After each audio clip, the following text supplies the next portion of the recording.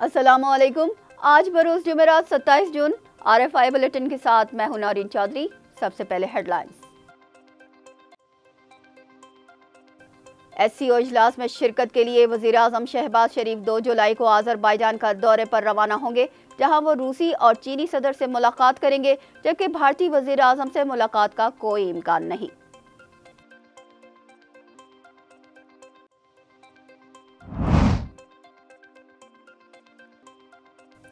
पाकिस्तानी और अमरीकी एयरफोर्स की मुश्तरका मश्क का इनेकाद।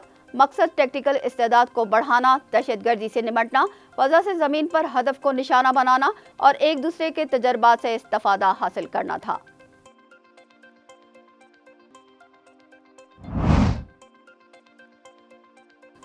पानी की किल्लत के शिकार कराची वालों के लिए ज़ेरे ज़मीन मुफ्त पानी की सहूलत भी खत्म।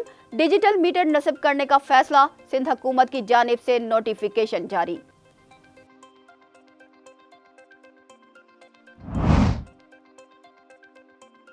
करतारपुर में महाराजा रंजीत सिंह का मुजस्समा नस्ब। पाकिस्तान हमारा दूसरा घर है, हमेशा मोहब्बत और अपनायत मिलती है। सिख यात्रियों ने बेहतरीन इंतजामात पर हुकूमत पाकिस्तान का तहे दिल से शुक्रिया अदा किया।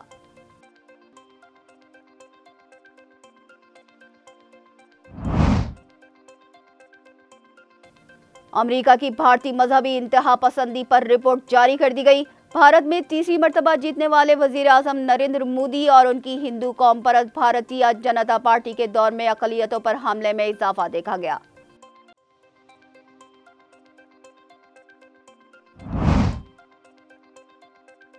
अफगानिस्तान को शिकस्त देकर जनूबी अफ्रीका पहली बार T20 वर्ल्ड कप के फाइनल में पहुंच गया। यकतरफा मुकाबले के बाद बाआसानी 9 विकेटों से शिकस्त देकर पहली बार मेगा इवेंट का फाइनल खेलने का एजाज हासिल कर लिया।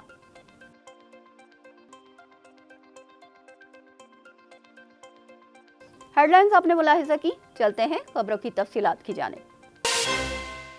वजीर आजम शहबाज शरीफ 2 जुलाई को आज़रबाईजान के दौरे पर रवाना होंगे।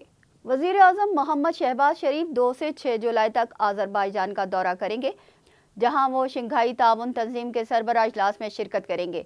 SCO के सरबराह इजलास में भारतीय वजीर आजम नरेंद्र मोदी, चीन के सदर शी जिनपिंग और रूस के सदर व्लादिमीर पुतिन भी शिरकत कर रहे हैं।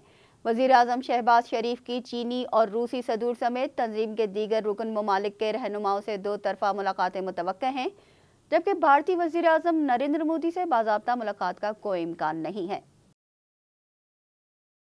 पाकिस्तान बिजनेस फोरम फ्रांस और international business and professional corporation of United kingdom ने तिजारती ताउन को फ़रोग़ देने के लिए मुफाहमत की याददाश्त पर दस्तखत किए हैं।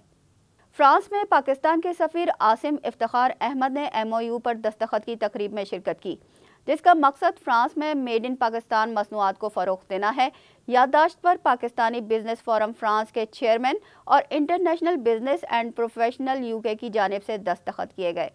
इस बात पर भी रोशनी डाली गई कि SIFC की विंडो सहूलत के तहत पेश किए जाने वाले सरमायाकारी मौक़े से इस्तिफ़ादा हासिल करने के लिए पाकिस्तानी निजात फ्रांसीसी ताजरों का वफ़द जल्द पाकिस्तान का दौरा करेगा और यूरोप में पाकिस्तान की बरामदात को फ़रोग़ दिया जा सकेगा। पाकिस्तान और अमरीकी एयरफोर्स की मुश्तरका मश्क का इनेकाद किया गया। अमरीकी सेंट्रल कमांड के मुताबिक दोनों मुल्कों की एयरफोर्स के जंगी तैयारों ने फैल्कन टैलन मश्क 2024 में हिस्सा लिया। मश्क में पाक फ़ज़ाइया के JF-17 तैयारे और अमरीकी फ़ज़ाइया के तैयारे भी शामिल थे।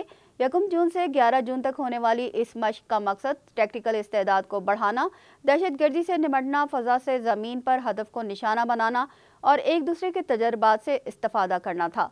अमरीकी एवियानो एयरबेस में होने वाली फ़ज़ाई मश्क के दौरान फायर फाइटर्स के मुकाबले का भी इनेकाद किया गया। अमरीकी फ़ज़ाइया ने 25 जून को मश्क की तफसीलात और तस्वीर जारी की। मेयर कराची मुर्तज़ा वहाब की हिदायत पर पानी की फराहमी से मुताल्लिक नई पॉलिसी तैयार कर ली गई है। ज़ेरे ज़मीन पानी निकाल कर फ़रोख्त करने वालों के लिए डिजिटल मीटर नस्ब करने का फैसला किया गया है। मेयर कराची का कहना है कि ज़मीन से पानी निकालने, इस्तेमाल और फ़रोख्त करने को हुकूमत मॉनिटर करेगी। नोटिफिकेशन जारी कर दिया गया है, जिसके मुताबिक बिजली की तरह पानी के लिए भी मीटर लगेंगे। इसका इत्तलाक रिहायशी कॉम्प्लेक्सेस, अपार्टमेंट्स, फ्लैट्स और हाई राइज बिल्डिंग्स पर होगा। सिर्फ इनफरादी रिहायशी मकानात पर ज़ेरे ज़मीन पानी का इस्तेमाल मुफ्त होगा। सनती इलाकों में पानी की चोरी रोकने के लिए डिजिटल मीटर्स लगाने का अमल 1 अगस्त से शुरू होगा। कमर्शियल सेक्टर के लिए पॉलिसी तैयार कर ली गई है, जिससे सालाना 1 अरब रुपए आमदनी मुतवक्का है। गुरुद्वारा करतारपुर में महाराजा रंजीत सिंह का मुजस्समा नस्ब कर दिया गया।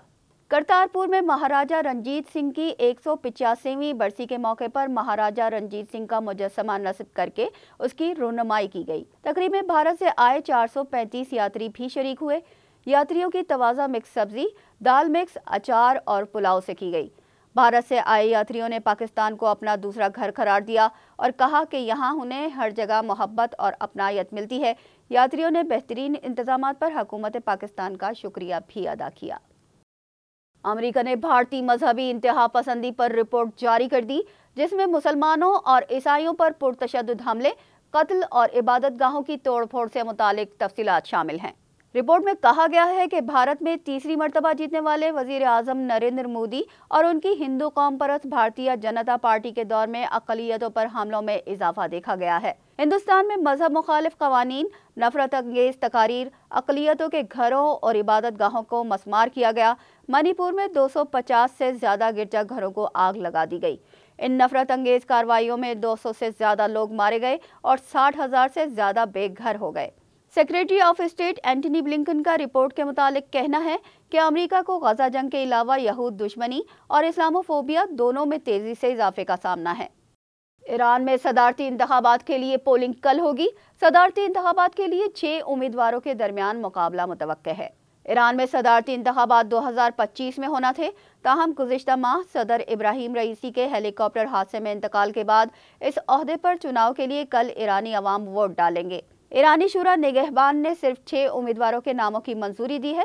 सदारती इंतखाबात में कोई खातून उम्मीदवार शामिल नहीं है, क्योंकि इस्लामी जमहूरिया ईरान में खवातीन को सदर के ओहदे के लिए इलेक्शन लड़ने की इजाज़त नहीं है।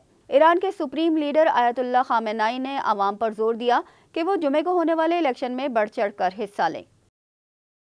25 ममालिक के सफ़ीरों और तालिबान के दरमियान मुलाकात का मकसद 2021 में अफगानिस्तान पर कब्जे के बाद उसे तस्लीम करना नहीं, बल्कि बामकसद बातचीत है। कतर में अक़वाम मुत्तहिदा की ज़ेर क़यादत अफगान तालिबान के साथ होने वाली मीटिंग में इसको बैनुल-अक़वामी सतह पर तस्लीम करने पर बात नहीं होगी। इजलास में तकरीबन 25 ममालिक के सफ़ीर शिरकत करेंगे। इजलास का मकसद तालिबान से बातचीत है, जिन्होंने ख़वातीन के हुकूक़ के ख़िलाफ़ क्रैकडाउन किया। इजलास के दौरान निजी शोबे के कारोबार और इंसदाद मंशियात समेत मुख्तलिफ सेशंस के साथ साथ आगे बढ़ने पर तवज्जो मरकूज़ रखी जाएगी।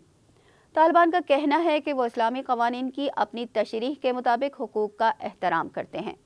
जनूबी अमेरिका के मुल्क बोलीविया में फ़ौज ने सदारती महल समेत मुतादिद सरकारी इमारतों पर धावा बोलकर मुंतखब हुकूमत का तख्ता उलटने की कोशिश की, जिसे अवाम ने नाकाम बना दिया। जनूबी अमेरिकी मुल्क बोलीविया में फ़ौजी बगावत की कोशिश अवाम ने नाकाम बना दी। मीडिया रिपोर्ट्स के मुताबिक फ़ौज ने सदारती महल समेत मुतादिद सरकारी इमारतों पर धावा बोल दिया। मुंतखब हुकूमत का तख्ता उलटने की कोशिश की गई। बोलीवियन सदर लुइस आर्स की अपील पर अवाम सड़कों पर निकल आए। नतीजतन फ़ौज को वापस जाना पड़ा। बगावत के इल्ज़ाम में एक फ़ौजी जनरल को गिरफ्तार कर लिया गया। सदर ने बगावत की कोशिश नाकाम बनाने पर अवाम का शुक्रिया अदा किया। शुमाली कोरिया का दावा है कि मल्टीपल वॉरहेड मिसाइल का तजर्बा कामयाब रहा, जबकि जनूबी कोरिया का कहना है कि यह तजर्बा नाकाम हो गया। शुमाली कोरिया के फौजी हुकाम के मुताबिक हाइपरसोनिक मिसाइल मशरकी साहिल से दागा गया, जो अपने हदफ पर कामयाबी से पहुंचा। ये तजर्बा 30 मई को किए गए मिसाइल टेस्ट के सिलसिले की कड़ी है, जबकि जनूबी कोरिया और जापान के महकमा दिफा का कहना है कि मिसाइल 100 किलोमीटर की बुलंदी और 200 किलोमीटर से ज्यादा परवाज नहीं कर सका और फजा में ही फट गया। मिसाइल दागे जाने के दौरान जनूबी कोरिया के इंचियोन हवाई अड्डे पर परवाजें 3 घंटे तक मुअत्तल रहीं। जनूबी कोरिया, जापान और अमेरिका ने शुमाली कोरिया के मिसाइल टेस्ट को अक़वाम मुत्तहिदा की सलामती कौंसिल की करारदादों की खिलाफ वर्जी करार दिया है और कहा कि इससे खित्ते में अमन और इस्तेहकाम को शदीद खतरा है। अमेरिका इसराइल को भारी हथियारों की फराहमी रोककर मामले पर असर नौ गौर कर रहा है। सीनियर अमरीकी एहलकार का कहना है कि सदर जो बाइडन के आला मुआवनीन ने इस हफ्ते दौरा करने वाले इसराइली दिफाई सरबराह को बताया है कि वाशिंगटन ने इसराइल के लिए भारी बमों की खेप की फराहमी रोक दी है और इस मामले का जायजा लिया जा रहा है। अमरीकी सदर ने गजा में मजीद फ़लस्तीनी शहरियों की हलाकतों के खदशे के पेश नज़र भारी हथियारों की फराहमी रोक दी है। जबकि दीगर हथियार इसराइल को पहुंचते रहेंगे, क्योंकि वो गजा में हमास के अस्करियत पसंदों और शुमाली सरहद पर लबनानी हिजबुल्लाह के जंगजुओं से लड़ रहे हैं, जहां जंग का दायरा वसीतर होने के खदशात पैदा हो गए हैं। T20 वर्ल्ड कप के पहले सेमीफाइनल में जनूबी अफ्रीका ने अफगानिस्तान को 9 विकेटों से शिकस्त दे दी। एकतरफा मुकाबले के बाद जनूबी अफ्रीका ने पहली मर्तबा फाइनल के लिए क्वालिफाई कर लिया है। पहले सेमीफाइनल में अफगानिस्तान ने जनूबी अफ्रीका के खिलाफ टॉस जीतकर पहले बैटिंग का फैसला किया और 11.5 ओवर्स में महज 56 रन बनाकर पूरी टीम आउट हो गई। जनूबी अफ्रीका ने 1 विकेट के नुकसान पर 8.4 ओवर्स में 57 रन का हदफ हासिल कर लिया। इस तरह जनूबी अफ्रीका अफगानिस्तान को 9 विकेटों से शिकस्त देकर फाइनल में पहुंच गया। इसके साथ ही न्यूज़ बुलेटिन अपने इख्तिताम को पहुंचा। हमें दीजिए इजाज़त। अल्लाह निगहबान।